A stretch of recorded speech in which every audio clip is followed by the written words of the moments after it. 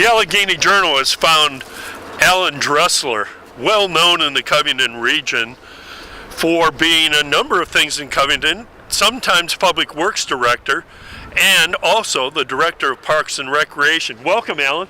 Thank you, Jerry. Appreciate being with us today on this crisp Thursday morning. And his concept of developing the Jackson River Sports Complex is probably far beyond what many people would have initially thought of.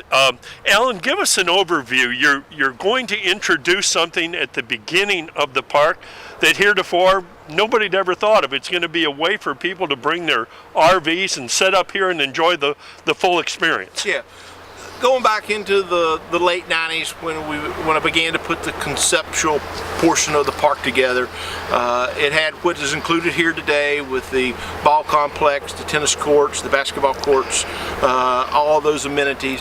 The trail was part of the original concept of the park, and then the proposal to City Council and our Planning Commission now with the opportunity to camp is kind of a newer concept in regards to the demand that we're seeing on our weekend ball tournaments and folks coming in here that would like to just be able to pull their camper up and stay with us perhaps Friday, Saturday, and leave on Sunday.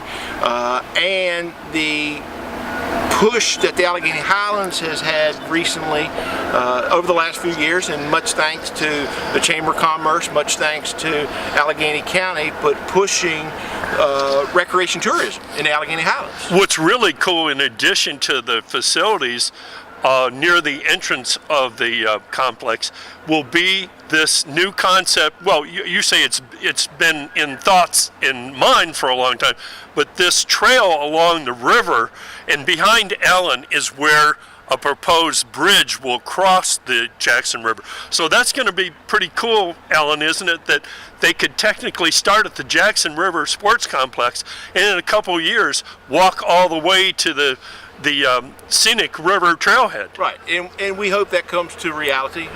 In the beginnings of the Jackson River Trail and working with folks like Tammy Stevenson and Eston Burge and their board of supervisors at that time with what they were wanting to do, kind of came into the beginnings of what we were doing here with the Jackson River Sport Complex, and it makes a unique situation in an urban area, i.e. Covington, and tying it in with a more rural area, i.e. Allegheny County, so that if you wanted to come to the Jackson River Sport Complex, begin what our concept is of the paper trail that would lead you from here up by West Rock and tie into their trail, you can actually start here and walk along the river, cross the river, and then visit Fort Young Park, by Casey Field, by Main Street Park, and then follow the mill up by Riverside and the Jug Handle, and then on into Dry Run into the trailhead of Allegheny County. Well, Alan's concept, for those of you who have not been to the sports complex, is really interesting. On our walk down the trail in its rough situation as it is right now, as it's being developed, we saw blue heron fly the river, Canada geese all over the place, ducks, a whole bunch of deer prints in the roadway, and it's going to be a part, eventually, will be an impressive situation for visitors and sportsmen alike. We hope, as we continue developing, that the Jackson River Sport Complex becomes your one-stop recreation visit. You can come in and play sports, entertain the river and the fishing and the kayaking, camping. Of course, we have a wonderful amphitheater with great music on Saturday nights, and one of my big visions as we continue to grow our Bluegrass Festival at the end of June, that we will be able to accommodate folks with camping and fill up the 15 acres in front of the amphitheater with folks that enjoy bluegrass music. And what's the extent of the RV availability at some point? Give us a feel for your timeline and the total number of RVs that it may accommodate.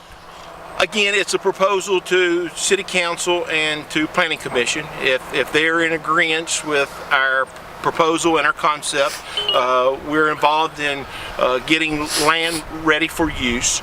Water and sewer is available on site, so it's just a matter of taking care of some laterals here and there to accommodate the campers.